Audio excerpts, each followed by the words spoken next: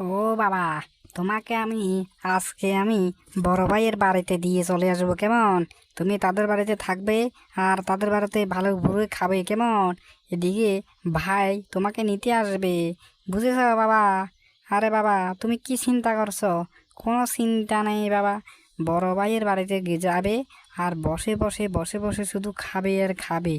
ভালা বুড়োই তো খাবে, তাদের ইনকাম তো অনেক বেশি বাবা। তার জন্য তোমাকে বড় ভাইয়ের বাড়িতে রেখে আমি চলে যাব আর কি বাবা। বুঝলে না বাবা তুমি আমার কথা? ও, তাই নাকি বাবা? আচ্ছা বাবা, তাহলে আমাকে বড় ছেলের কাছে রেখে দিয়ে চলে আসিস, বুঝলি বাবা? তাহলে তো খুবই ভালো হবে, আমাকে রেখে দিয়ে চলে আসিস, কেমন? কি রে, বাবার জন্য অপেক্ষা করছি। বাবা কে বললো ছোট ভাই এনে এনে দিবে, কিন্তু এখন আসছে না কেন? বাবার জন্য আমি অপেক্ষা করছি, এখনো তো আসছে না দেখছি।